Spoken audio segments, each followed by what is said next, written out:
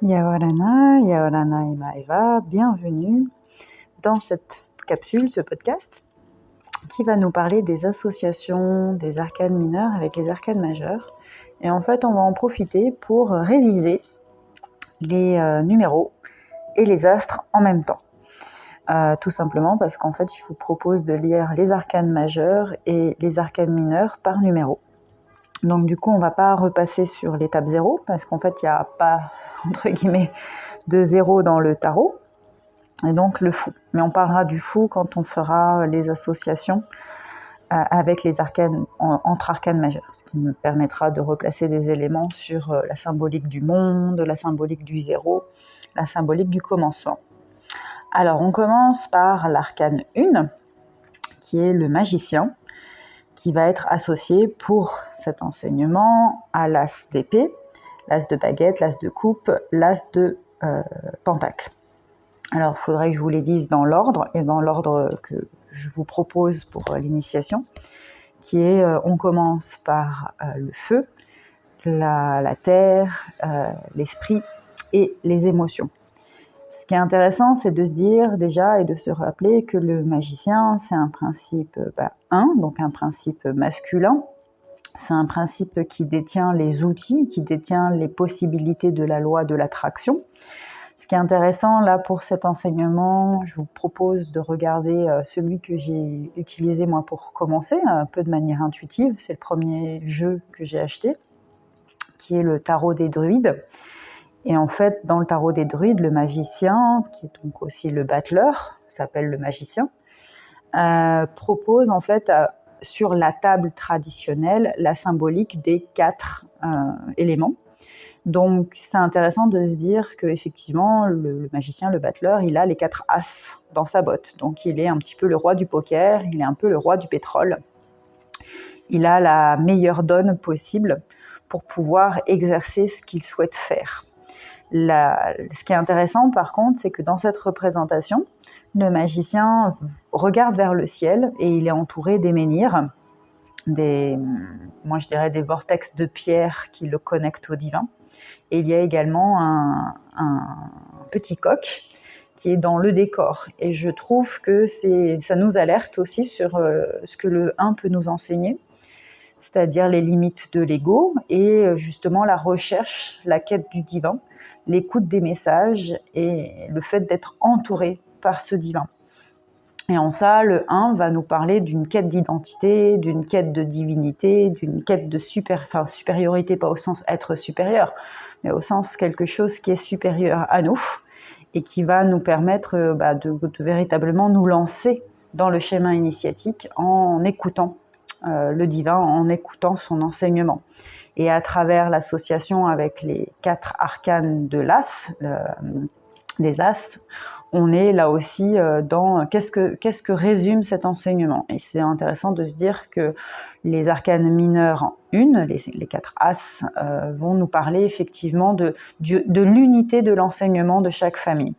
Donc à chaque fois qu'on va avoir un as dans notre tarot, on va être aussi sur qu'est-ce que ça symbolise la famille de chaque arcane, donc la coupe, le pentacle, la baguette ou l'épée.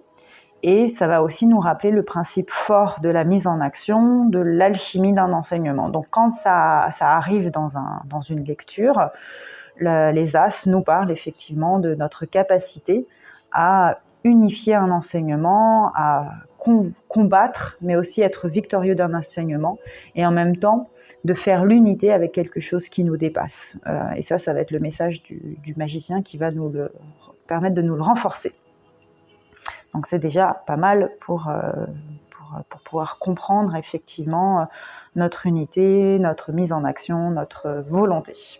Nous continuons maintenant avec l'arcane numéro 2, qui est celle de la papesse. Alors dans le tarot des druides, je dirais que c'est une arcane qui est particulièrement puissante. Alors, bien sûr, la papesse, c'est comme Saturne, qui est le daron du ciel, ou le pape, qui est un petit peu le maître du tarot au sens sagesse du terme.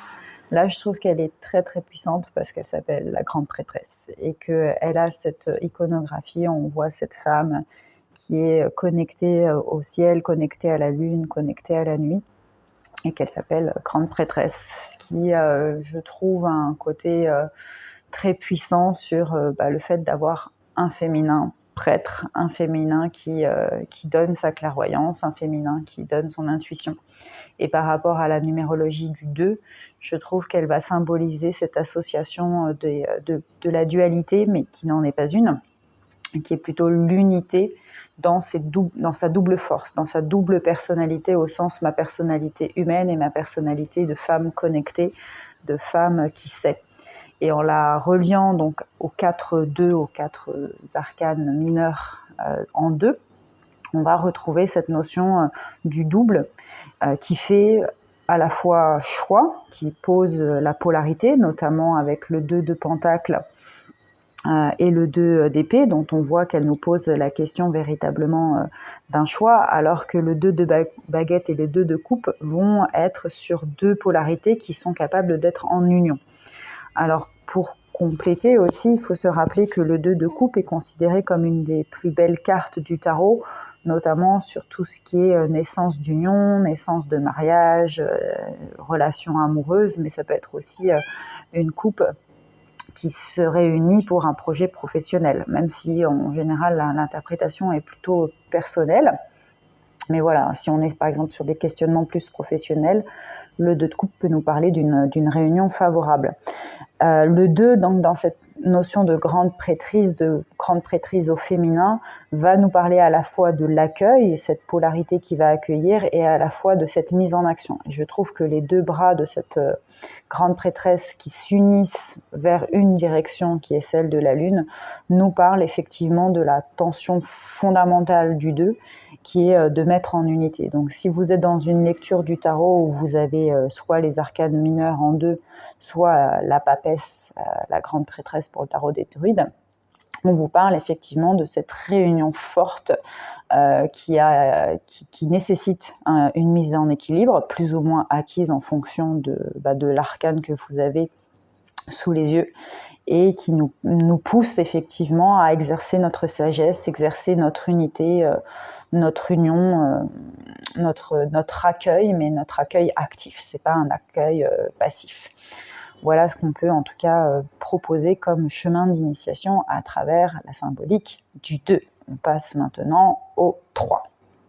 Alors le 3 continue bien sûr l'expérience d'initiation, et on continue dans le féminin, puisque après la papesse, nous avons l'impératrice. Alors là aussi, je trouve que le nom donné par le tarot est très très beau, parce qu'on est effectivement sur une femme déjà qui est enceinte, qui porte des blés d'abondance et qui est assise sur une rivière qui coule, et elle s'appelle la Dame. Enfin voilà, moi je trouve que c'est essentiel, c'est pur, c'est authentique, et elle regarde à la fois le fruit de son abondance. Elle met en action en fait cette quiétude en étant régnante. Donc on l'associe, cet arcane 3 de l'impératrice, aux 3 arcanes mineurs du 3 de baguette, 3 de pentacle, 3 d'épée et 3 de coupe, qui là encore nous parle de l'alignement, si on se rappelle de la symbolique du 3, et avec des éléments qui vont être très complémentaires sur l'énergie du 3. Je trouve que le 3, vous le voyez avec le 3 de pentacle, on est sur la notion de observer son alignement, observer ce qui pousse, observer ce feu qui est en train de naître pour pouvoir mettre en action et mener ensuite au 4 qui va être une célébration. Le 3 de pentacle continue cette observation, mais là encore va graver. Donc on revient sur la force du pentacle. On est entre guillemets coupé, séparé, dans une observation qui est assez douloureuse avec le 3 d'épée. Alors le 3 d'épée, c'est une des arcanes mineures probablement les moins aimées du tarot, parce qu'elle nous parle du chagrin, de la dépression. Elle nous parle de quelque chose qui a été très très douloureux. Donc elle nous parle probablement de ce désalignement. Alors ce qui est intéressant, c'est de voir ces 3 épées qui pointent trois trous, mais moi je dirais 3 esprits, 3 fantômes, quoi, qui sont cachés dans un arbre qui a l'air malheureux dans l'ombre, quoi. Et pourtant, si on regarde un peu la forme de la pierre, on a un cœur. Et je trouve que le 3 d'épée nous parle peut-être d'un alignement trop fort de l'état mental, de l'ego, de pensée par rapport à un cœur de pierre, donc qui a oublié ses émotions, qui va donc faire transition complète avec le 3 de coupe, qui lui est la célébration, la fête entre copains, et avec ce grand cercle qui pourrait être la pleine lune, la pleine acceptation du cycle de la vie. Et c'est sûr que si on revient sur le lien avec l'arcane 3 de l'impératrice, ou ici la dame, on a cette notion de véritablement mettre son... Enfin, je trouve que c'est quand même assez étonnant de dire je mets mon trône à côté d'une rivière et je laisse en fait observer cette eau qui coule. Je pose quelque part mon pouvoir, en fait je prends une décision et à partir du moment où je prends cette décision, j'observe l'abondance qui vient, quitte peut-être effectivement à un moment ou à un autre être déstabilisé parce que le fleuve va grandir, mais on est conscient qu'avec la dame, il y aura forcément cette fertilité, cette abondance, cette femme enceinte qui va donner la vie, donc qui va donner naissance à un projet. Et c'est vrai que par rapport à l'impératrice trinité de force, on a cette notion de je mets en place un projet. Je fais naître un projet qui va être fécond et favorable. On passe maintenant à l'arcane 4. Alors c'est drôle parce que j'ai dit l'arcane 4, mais en fait l'arcane 4 ça veut rien dire, ce qui montre qu'on est vraiment sur une approche du tarot par le nombre. L'arcane 4, est-ce que c'est l'arcane 4 de l'empereur? Est-ce que c'est l'arcane 4 des 4 arcanes mineurs, 4 de baguette, 4 de pentacle, 4 d'épée, 4 de coupe? En tout cas, si l'arcane 4 est quelque chose, c'est vraiment l'arcane d'une forme de concrétisation. Et donc, à travers le 4, on concrétise quelque chose. Et c'est intéressant parce que les arcanes mineurs, le 4 de baguette, qui lui aussi est une arcane très aimée dans le tarot, parce qu'on est dans la célébration, on est dans le mariage, on est dans l'accomplissement. Donc, ça veut dire qu'on incarne à feu, on incarne son âme, on incarne un enseignement fort. Le 4 de pentacle, lui, nous dit « j'ai accumulé de l'argent et je le mets dans le coffre, alors de manière discrète, on ne me voit pas, je tiens les clés et je fais ça un petit peu dans le silence ». Et si on est sur le deuxième cycle des épées et des coupes, les deux sont dans l'observation. Alors il y en a un qui observe plutôt son mental, sa dépression, son combat, ou peut-être est-ce qu'il va prendre l'épée pour combattre justement. Et il y en a un autre qui, lui, s'observe lui-même et qui a un côté un peu passif, lascif, qui nous dit qu'est-ce que je fais de mes émotions, de mes coupes. Et en fait, il en regarde 3 et il y en a une qui se cache derrière lui. Comme le 4 d'épée a 3 épées à côté de lui et une sur ses genoux, enfin sur ses cuisses, et il nous pose la question de la mise en action. Et je trouve que ces 4 émotions, ces 4 piliers nous disent savoir célébrer, savoir conserver, savoir réfléchir, savoir s'observer, vont être complémentaires bien sûr à la force de l'empereur. Alors pour le coup, je préfère le mot empereur que le mot seigneur. Après, dans le tarot du druide, je trouve que notre empereur seigneur est quand même très très beau, avec ses cornes, avec son bâton qui n'a pas de limite, en tout cas donnée par le dessin, parce qu'il dépasse le dessin. Il est vraiment dans un assis, conquérant, fort, puissant, il est beau, il est sur ce trône de pierre. On a l'impression qu'il est aidé par un sphinx, par un chat, par un animal mystique. Et les cornes montrent qu'il a combattu, qu'il a vaincu. Donc il est très séduisant, très charismatique, et je dirais qu'il est véritablement le maître des émotions, de l'incarnation, des enseignements de l'âme, des mémoires du corps et des faveurs de l'esprit. Et c'est en ça qu'il va être effectivement représentatif et représentant de l'arcane 4, s'il y en a une, là encore, dans le sens où cet empereur, il nous parle vraiment de la capacité à matérialiser, à dominer, à retranscrire ce qui est invisible de manière très concrète et très véritable et très matérielle. Donc si on a ce 4, entre guillemets, dans la lecture du tarot, à travers arcane majeur ou arcane mineur, dites-vous toujours qu'on est sur cet enjeu de qu'est-ce que je matérialise, qu'est-ce que je mets en place, de quelle force on me parle. En tout cas, c'est une arcane qui parle vraiment de cette force, de cette énergie, qui va nous amener vers l'arcane 5. Je crois que je vais rester sur cette expression-là maintenant, qui, elle, va effectivement nous parler de ce cycle de changement. On continue maintenant avec l'arcane 5, l'arcane du maître, du chef, du daron, qui logiquement s'appelle le prêtre, le grand prêtre, miroir de cette grande prêtresse qui était la case numéro 2.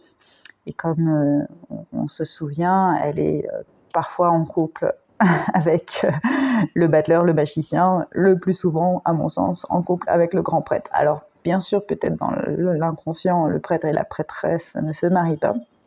Et pour autant, je trouve qu'ils forment véritablement un cycle numérologique de 2 à 5, qui est un inconscient de 1 à 4, et qui nous parle effectivement de l'acceptation du changement dans notre passage, dans notre enseignement, dans notre vie. Les arcanes mineurs qui portent en fait ce chiffre 5 sont, je trouve, des arcanes qui bougent, qui sont remuantes, qui sont pas hyper agréables. C'est pas, voilà, aucune des arcanes pour le coup placées en chiffre 5 sont véritablement des arcanes qui sont stables, et pourtant c'est des arcanes qui sont fortes, puisque justement elles nous posent ces questions de ce changement, de ce cycle, et c'est à travers la force du 5 que va représenter le pape ou le prêtre, le grand prêtre, qu'on va pouvoir aller au-delà de l'enseignement, de la beauté cachée du 5 en fait. On voit, ce grand prêtre, il est très vaillant, très conquérant, il fait son signe de salut, son signe de force, il est à l'aise sur son trône, qui est un trône plutôt, je dirais, de bois. Ce qui est intéressant par rapport à l'empereur, au seigneur qui était plutôt sur un trône de pierre. Donc on le voit évoluer aussi dans sa capacité à mettre en feu, à mettre en âme. Et on le retrouve lui aussi avec des symboliques en fait de l'ensemble des familles. Pardon, voilà, ça c'est fait, excusez-moi. De l'ensemble des familles en fait de la congrégation, puisqu'on voit une coupe, on voit une épée, on devine en fait un pentacle dans son enseigne, on pourrait dire, quoi. Et le bâton, pour moi, c'est son bras. C'est le bâton de l'avancement. Et surtout, il est dominé par le soleil, ce qui va encore le relier, je trouve, comme je l'expliquais dans l'enseignement des arcanes majeures, au 19, qui nous propulse vers la fin du cycle. Quand on regarde les arcanes mineures en 5, je vous disais que ce ne sont pas des arcanes faciles, parce que le 5 de baguette, ça nous parle du conflit, on voit ces bonhommes qui sont en opposition. Le 5 de pentacle, il réfléchit à une perte, quelque chose qui s'en va. Le 5 d'épée, il a mené un combat dont certes il est vaillant, mais on sent il a laissé des plumes. Et le 5 de coupe, il regarde l'eau avec des coupes vides et des coupes remplies. Donc on est vraiment sur des notions de le 5 provoque des choses en moi. La question c'est qu'est-ce que ça provoque? Est-ce que ça réanime un feu? Est-ce que ça fait comprendre le besoin de l'équilibre matériel? Est-ce que ça fait comprendre le besoin de intérioriser ses émotions? Est-ce que ça fait comprendre les leçons du combat? À travers l'arcane 5 de l'empereur du pape, du pape, c'est intéressant que je dise empereur, c'est qu'on a véritablement une notion de quel nouveau cycle on veut. Et ça, je trouve que c'est une question fondamentale qui donne véritablement la force à cette étape initiatique du 5 qui nous pousse à aller vers le soleil. Et c'est là qu'on se rappelle qu'effectivement, l'arcane 5, c'est la maison 5, c'est le signe 5, donc c'est le lion. Et c'est d'une certaine manière la force et les limites de notre propre création et de notre propre venue en tant qu'être incarné, être de création, être humain et être divin. Ce qui va continuer bien sûr avec la symbolique du 6 et qui, bien là pour le coup, va continuer dans le cadre du tarot vers le choix. Allez, on passe à l'arcane 6, l'arcane qui nous enseigne le choix, mais qui à travers aussi le 6 nous enseigne le divin, et qui est une arcane qu'on aime bien en général dans le tarot, parce qu'on voit deux personnes qui s'aiment. Alors pour le coup, dans le tarot des druides, c'est même pas l'amoureux, c'est les amoureux. On est en union, il n'y a pas trois personnages. Alors le troisième personnage, ce serait peut-être cette biche qu'on voit au loin, mais clairement là on est dans le choix de l'amour, le choix de l'union. Enfin, il y a quelque chose de très sensuel, de très tendre, de très passionné dans cette étreinte des amoureux et non pas l'amoureux, contrairement au tarot classique. Et je trouve que ça nous ramène à cette notion de la divinité du 6, qui est l'union divine, l'union sacrée, l'union alchimique. Et si on regarde les 6 arcanes mineurs, oui c'est ça, les 4 arcanes mineurs qui nous parlent du 6, elles ont quelque chose, effectivement, je trouve, toutes de suspendu, de l'ordre de l'instant qui est en train de se jouer, et chacune avec un enseignement. Le 6 de baguette, il y a quelque chose de « je marche vers la victoire » ou est-ce que je marche vers le combat? Alors, en l'occurrence, c'est plutôt vers la victoire. J'ai vaincu et je marche vers quelque chose de nouveau. Le 6 de pentacle, il est ce vieil homme qui donne, dont on peut se dire qu'il n'a pas beaucoup, mais il continue à donner. Donc, c'est cette idée de « j'avance dans le don parce que je sais que je vais recevoir » ou « je sais que je peux donner » parce que de toutes les façons, le but, c'est d'être rien. Le 6 d'épée, il est ce voyage, cette barque qui nous emmène ailleurs. Alors, certains l'associent au fait de fuir. Moi, je trouve qu'il est aussi l'idée de choisir d'aller dans son inconscient, en fait. De peut-être fuir le conscient pour aller dans l'inconscient et se laisser porter, là encore, par quelque chose de suspendu. Et le 6 de coupe, c'est effectivement observer quelque chose qui appartient peut-être au passé et qui va nous relier à quelque chose qui est de suspendu, d'invisible, et notamment ces notions de vie intérieure. Voilà. Et dans tous les cas, elle nous parle de nous réunir avec quelque chose qui est en suspension, qui est en mouvement, et qui nous dépasse et qui est divin. Et je pense que par rapport à l'arcane 6 et au chiffre 6, on est effectivement dans cette idée de retrouver quelque chose de plus sensible, de plus subtil. Alors l'arcane 6, typiquement, classiquement de l'amoureux, c'est vraiment la notion de choix. Là, ce que je trouve beau, c'est que ça va peut-être le relier avec la notion de l'idéal, de quelque chose d'élevé qui va bien aller, je trouve, avec la maison 6 et la maison de la Vierge, qui nous parle effectivement de cette notion d'élévation, de pureté, parfois même de sacrifice. Donc, est-ce que les amoureux sont dans le sacrifice amoureux pour s'aimer? Moi, j'ai envie de dire qu'ils sont plutôt en train de kiffer. L'amoureux, lui, dans la représentation traditionnelle, il nous pose la question du choix et de la trinité, en fait. Donc, on va ramener au 6 qui se divise par 3 et qui fait 2. Et qui nous parle aussi de quelque chose de suspendu, puisqu'il y a la flèche de Cupidon qui est suspendue et qui va nous rappeler qu'il y a dans nos choix conscients certaines choses, mais que dans l'inconscient et surtout dans le divin, il se passe autre chose, et qui va donc appeler au 7, qui est la sagesse. Et en l'occurrence, pour le tarot, le chariot qui nous parle de cette mise en équilibre de quelque chose de supérieur. On y va ensuite pour le 7. Nous continuons avec l'arcane 7. Alors pour le coup, le 7, c'est quand même plutôt un chiffre qu'on aime bien. Il est synonyme de sagesse, de chance. C'est les 7 chakras, c'est cette idée de l'alignement, cette idée de quelque chose qui s'accomplit, se comprend et qui nous oriente, en fait, je trouve. Dans le tarot, le 7 est associé à l'arcane du chariot, qu'on associe en fait au cancer. Alors c'est assez intéressant de le replacer par rapport au cancer, dans le sens où on parle toujours d'une idée de matérialiser des choses différentes entre son besoin de racines, son besoin d'émotionnel, son besoin de sécurité, et l'incarnation, le fait de prendre des risques, le fait d'évoluer dans son sacré, puisque c'est un petit peu ce que nous demande l'expérience du cancer. Et là, l'arcane 7 du tarot est représenté dans le cadre du tarot du druide par une femme qui tient 2 chevaux, un noir, un blanc, qui va nous parler effectivement des 2 tensions profondes à l'intérieur de chacun d'entre nous, et de pouvoir aller de l'avant.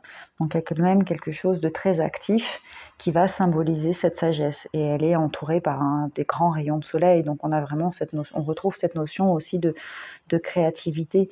Alors c'est intéressant parce que le 7 en astrologie, c'est plutôt la maison 7 et c'est le signe de la balance. Donc on retrouve cette notion de garder l'équilibre et cette notion de aller de l'avant dans la mise en lien. Les arcanes, elles, 7, en mineur, donc le 7 de bâton, de pentacle, d'épée et de coupe, ont, je trouve, des énergies très différentes qui vont, d'une certaine manière, nous indiquer, là encore, l'enseignement du 7. Le 7 de baguette, il se prépare à l'action, il observe l'action et il est armé, il a 7 armes, quoi. Enfin, il a 7 baguettes, 7 bâtons, quoi. Le 7 de pentacle, il est dans la récolte. Alors quelqu'un de dos, donc, qui récolte, donc on ne sait pas vraiment ce que l'on récolte, mais il y a une notion quand même de récolter, de voir le produit de ses efforts être récompensé. et je trouve que c'est effectivement savoir exercer sa sagesse au bon moment. Le 7 d'épée, c'est vraiment cette notion d'introspection, de réflexion, mais aussi de dépassement, et notamment de dépassement de ses idées pour transmettre quelque chose. Et le 7 de coupe a le côté, je trouve qu'ils sont très miroirs, le 4 de coupe et le 7 de coupe, parce qu'on a cette notion d'observation. Mais le 7, je trouve, va encore plus aux profondeurs et me fait encore plus penser à un narcisse, parce qu'on voit on imagine en fait son reflet dans l'eau qu'il est en train de regarder, sauf que bien sûr il regarde 6 coupes qui vont symboliser les 6 coupes du divin, les 6 coupes de ce qui a été appris précédemment, et une coupe qui reste à côté de lui et qui va être effectivement la réceptrice de cet enseignement. Donc le 7 nous parle véritablement de cette mise en action de la sagesse, de cet alignement de la sagesse, et nous pose la question de comment ça se concrétise, là encore, si on l'utilise, que ce soit à travers l'arcane majeur du chariot, ou les 7, je veux toujours qu'il y ait 7 arcanes en fonction du chiffre, les arcanes mineurs qui portent le chiffre 7. Ça va permettre bien sûr d'ouvrir, comme toujours, le prochain cycle du 8, qui est symbolisé par la force ou la justice. Alors pour moi, on continue avec la justice, parce que c'est quand même l'attribution la plus traditionnelle, et je trouve que c'est assez révélateur pour l'initiation de continuer par la justice et non pas par l'arcane de la force. Alors, l'arcane 8 nous parle traditionnellement de justice, c'est à différencier avec l'arcane 20 qui est celle du jugement.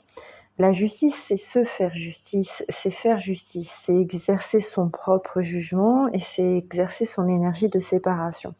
Et par rapport à l'énergie du 8, c'est vraiment une énergie qui nous parle d'être capable d'exercer sa propre valeur d'infini, d'exercer en fait sa propre sagesse après les épreuves, parce qu'on se rappelle que le 8 peut avoir une vertu descendante, puis ascendante à nouveau. Elle est là pour créer quelque chose qui nous dépasse. Alors on va aussi avoir un différentiel en fait avec la représentation traditionnelle du tarot dans le tarot du druide, parce qu'en fait le tarot du druide lui place la justice en 11 au lieu de la placer en 8, et comme de nombreux tarots préfèrent en fait placer la force en 8, en position 8 plutôt qu'en position 11. Donc pour moi, à mon sens, c'est plus intéressant, je trouve, de parler la justice en position 8, notamment par rapport à l'exercice de sa propre initiation, et notamment dans le rapport à l'astre. Mais bon, on a déjà vu qu'il y avait parfois des non-concordances. Alors on va du coup s'intéresser au 8 au sens mineur et à l'arcane justice, et pour la force on regardera les 11 au sens mineur et l'arcane 11 au sens force.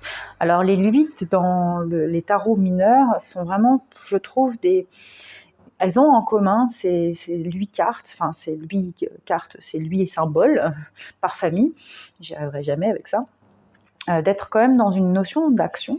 Il y a du mouvement dans les 8. Le 8 de baguette, c'est quelque chose qui nous parle d'une accélération, d'un feu qui prend une direction. Le 8 de pentacle, c'est quelque chose qui est capable de faire de l'alchimie, qui est capable justement de concrétiser des choses. Le 8 d'épée, il avance, même s'il avance dans un terrain qui est miné, avec pas forcément conscience de vers où il avance, mais il y a une part de lâcher prise et il y a une part de connaissance. Et le 8 de coupe, lui aussi, avance, mais souvent, on l'associe, c'est une autre carte qu'on peut associer à la fuite. Alors, pour moi, c'est aussi le fait d'avancer de manière secrète, le fait de cacher quelque chose, de bénéficier de l'énergie de la lune ou de la décroissance du 8 pour créer un infini que l'on va révéler pendant le 9. Et c'est là où ça peut être intéressant de le relier au 8 de la justice, parce qu'en fait, ça pourrait être aussi une forme d'attente, de secret, de cachet, qui va permettre une révélation et une fin de cycle avec le 9. Donc le 8, en tant qu'arcane majeur et arcane mineur, nous parle véritablement de cette capacité à recréer de la sagesse, à recréer de l'infini.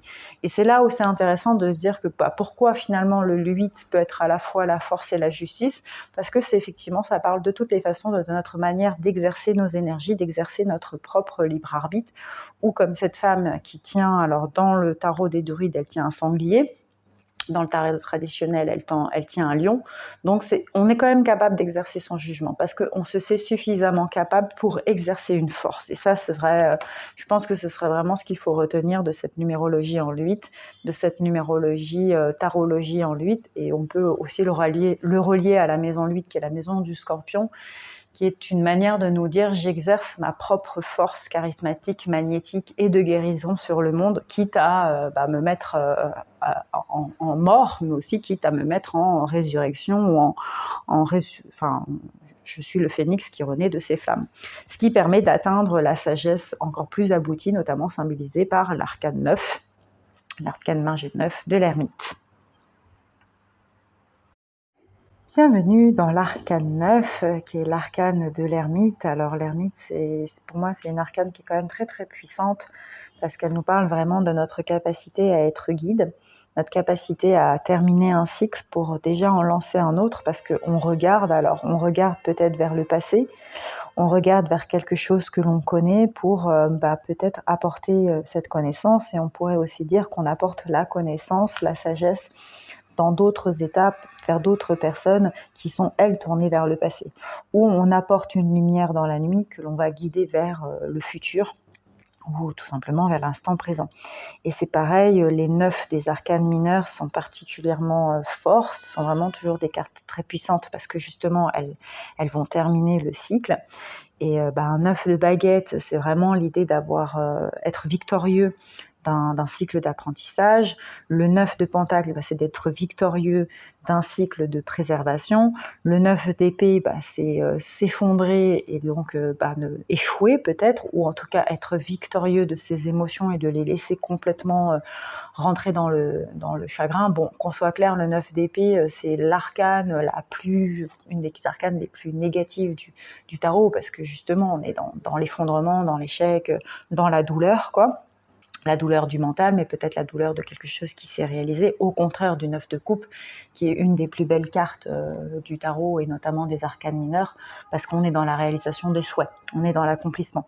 Donc le 9 nous parle de cette notion d'accomplissement, de sagesse, de fin de cycle, avec ce côté d'éclairage, d'enseignement, d'apprentissage très fort, qui va à la fois avec le signe, au sens le chiffre, à la fois avec l'ermite et le tarot, l'arcane majeur, et à la fois avec bien sûr le signe astrologique, le Sagittaire, qui est un signe associé à l'idée de la guidance, du mouvement, de la connaissance intuitive, qui nous permet de rentrer dans une dynamique de guide. Ce qui permet de fermer le cycle et d'être dans le cycle des 10, et de faire notamment se délecter, non, se déclencher la roue du destin, qui est l'arcane majeur 10. Bienvenue dans l'arcane 10, qui n'existe toujours pas, l'arcane majeur 10, qui nous parle de la roue du destin. Alors dans le tarot du druide, elle s'appelle tout simplement la roue. Dans le tarot traditionnel, elle s'appelle d'ailleurs pas la roue du destin, elle s'appelle la roue de la fortune, qui je trouve fait miroir avec l'astrologie et le signe qui s'appelle la part de la fortune, et qui va être aussi symbolisée par une roue où se trouve en son centre une croix, donc qui maintient la roue. On en revient sur la construction des roues, qui ont besoin de bâtons et d'un centre à l'intérieur pour pouvoir faire tenir la roue. Les 10 dans le tarot, ils nous parlent vraiment d'une fin de cycle, mais d'un début de cycle en même temps. Et je trouve qu'ils nous parlent véritablement d'une leçon. Et si cette leçon est acquise, eh bien, effectivement, la roue du destin, la roue de la fortune se déclenche, et c'est quelque chose qui se met en place, qui ne nous appartient pas. Le 10 de baguette, c'est vraiment le fait de porter un fardeau, mais pas que un fardeau au sens... Waouh, je suis victime, je suis assoiffée, non, je suis abattue, quoi. C'est au sens de je porte aussi ma condition humaine, et je suis vaillant pour continuer à avancer. Le 10 de pentacle et le 10 de coupe, là aussi, elles font partie des cartes les plus aimées du tarot, parce qu'elles nous parlent vraiment de réussite et d'assise. Le 10 de pentacle, il nous dit qu'on a réussi à être dans cette maîtrise de la loi de l'attraction, et dans la réussite d'une fin de vie qui est heureuse, quoi. Et le 10 de coupe, c'est le fait de pouvoir effectivement accomplir tous ses rêves, d'avoir tous ses rêves accomplis. En fait, on est à la fois dans la projection et dans le fait d'être déjà là. Et lui, le 10 d'épée, comme un peu le 10 de baguette, nous parle de quelque chose qui nous a vraiment mis à terre. Je veux dire, la symbolique, elle est quand même forte. On est avec quelqu'un qui a 10 épées dans le dos. Mais en même temps, on sait déjà qu'on va se relever. Donc le 10, il nous parle là encore de cette transition quantique qui va permettre le changement, qui va permettre le changement numérique et le renouveau, qui permet d'exercer une expérience, un libre arbitre et d'aller encore plus loin dans le chemin initiatique et notamment de trouver la force qui est l'arcane 11. Il n'y a pas de hasard. C'est pour ça que j'aime bien l'arcane 11 pour la force, parce qu'on exerce, on se relève ou on est fier d'une certaine manière. Voilà. Mais bon, je prends de l'avance du coup sur la prochaine capsule. C'est ça le 10, c'est vraiment l'entre-deux. On continue avec l'arcane 11 qui a déjà été un petit peu évoqué parce que on est enthousiaste avec la force dans la capsule 10. Alors l'arcane 11, comme je l'expliquais pour l'arcane 8, partage des énergies avec la justice. Elle peut être placée en arcane 11 ou en arcane 8. Là, pour le tarot des druides qui nous sert d'image et de référentiel équinographique pour l'initiation, l'arcane 11 est l'arcane de justice, alors qu'à mon sens, parce que dans la logique, je trouve, d'initiation qui est voilà, je trouve plus logique, mais c'est mon point de vue et c'est aussi selon ce que j'ai reçu comme enseignement, l'arcane 11 est l'arcane de la force. Alors la force, elle est symbolisée par une jeune femme, donc un féminin qui est en pleine maîtrise justement de sa force et de son pouvoir parce qu'elle maîtrise un lion. Alors bien sûr, dans l'arcane des druides, cette jeune femme maîtrise un sanglier, parce qu'on est chez les druides, quoi. On est chez Obélix et Astérix, on mange du sanglier, et finalement l'animal qui nourrit notre force, c'est pas un lion, c'est un sanglier. Bon, c'est intéressant parce que dans tous les cas, on nous parle d'un animal de puissance, d'un animal de référence. Le lion, dans sa référence, c'est la royauté, c'est le roi de la savane, du monde animal aussi d'une certaine manière. Il est aussi le maître du soleil dans l'astrologie. Je trouve que là, le fait de le rapporter au sanglier, c'est de le rapporter aussi à l'univers de la divinité druidesque, où le sanglier va représenter la nourriture et va représenter le mystère des forêts, le mystère des bois, en fait, où on se recharge. Alors c'est là où aussi par rapport à l'enseignement, on fait entre guillemets une rupture, parce que il n'y a pas de carte numérotée 11 dans le tarot. Donc pour le coup, j'y ai associé les princesses, qui n'existent pas dans le jeu classique de 52 cartes, puisqu'on n'a que les valets. Et je trouvais que c'était marrant de mettre en avant, voilà, là encore c'est un choix, les valeurs féminines, puisqu'on associe la force au féminin. La justice, elle aussi, est représentée par une femme qui tient son épée. Alors sur les arcanes mineurs, princesse, et on va aussi penser à l'équivalent du prince, on est sur des énergies jeunes, c'est ça qu'elles ont en commun, les princes et les princesses. Alors on peut aussi les appeler les cavaliers et les cavalières dans le tarot traditionnel.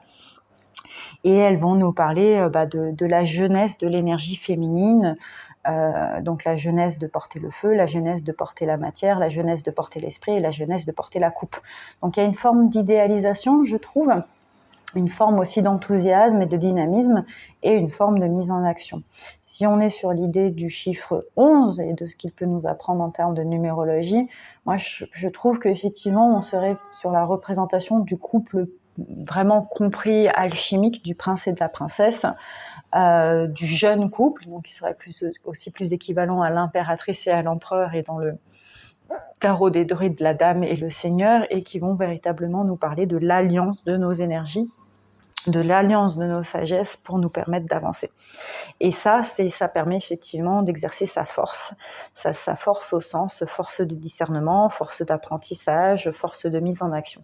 Et c'est vrai que si on tombe sur ces cartes dans la lecture du tarot, je pense que c'est vraiment une manière de nous parler de ce qui est en cours d'accomplissement, en cours d'apprentissage et même en cours de changement, au sens ce saut quantique qui nous permet de réaliser le propre même de de notre initiation et de rentrer dans le libre arbitre qui va se concrétiser par le pendu, l'observation et la méditation. À suivre donc. On termine l'enseignement des arcanes mineurs par l'arcane 12. Alors, c'est sûr que les arcanes mineurs nous proposent une numérologie jusqu'à 10, mais comptent en fait les rois, les reines, les princes et les princesses. Donc là, pour cet enseignement, j'ai associé le pendu à l'énergie toujours féminine de la reine, mais en filigrane, on peut aussi bien sûr parler du couple des rois et des 4 arcanes qui portent les 4 rois. Et les 4 reines. Alors, dans l'absolu, le 12, ici, c'est le pendu, donc c'est vraiment cet homme qui lâche prise, qui se laisse pendre par les pieds pour inverser son regard, et qui, dans l'astrologie et la numérologie, va nous parler effectivement de la perfection, du lâcher-prise total, parce qu'on a atteint, en fait, l'initiation totale. Ce sont les 12 chevaliers de la table ronde qui sont capables d'exercer ensemble des énergies conjointes qui changent le destin. Et par rapport à l'astrologie, ce sont les 12 signes qui font nos différents visages, nos différentes influences énergétiques au cours d'une journée de 12 heures, et qui vont nous parler de cet enjeu de lâcher prise sur notre propre divin, sur notre propre destin, mais toujours de penser à changer notre regard. Et c'est vrai que dans cet enseignement, que les reines, les 4 reines épée, coupe, pentacle et baguette, vont porter en fait les grandes qualités de chacun de leurs éléments, mais avec cette énergie féminine et cette énergie du libre arbitre. Les rois, je trouve, comme un peu la papesse et le pape, vont porter l'énergie beaucoup plus au sens pouvoir, mais pouvoir de décision, pouvoir d'action. Donc l'une va être plus dans l'accueil, l'autre va être plus dans le pouvoir, et c'est ça que je trouve intéressant, c'est que le pendu, il se met en action en acceptant d'être pendu par les pieds, mais il se met aussi dans l'accueil de l'observation. Et ce serait véritablement une manière de conclure l'enseignement initiatique, c'est-à-dire qu'on accueille comme ce fou qui prend son chemin avec une certaine indolence l'enseignement, et en même temps on le met en action parce qu'on prend le chemin sans véritablement avoir conscience de ce qui s'y passe. Là, avec le 12, on change notre regard pour justement nous permettre d'évoluer vers l'arcane 13 et la deuxième partie pour moi du chemin initiatique, qui est à mon sens beaucoup plus féminin, de 13 à 21, mais qui permet aussi d'être dans l'accueil encore plein et entier de tous ces éléments et de toutes ces énergies.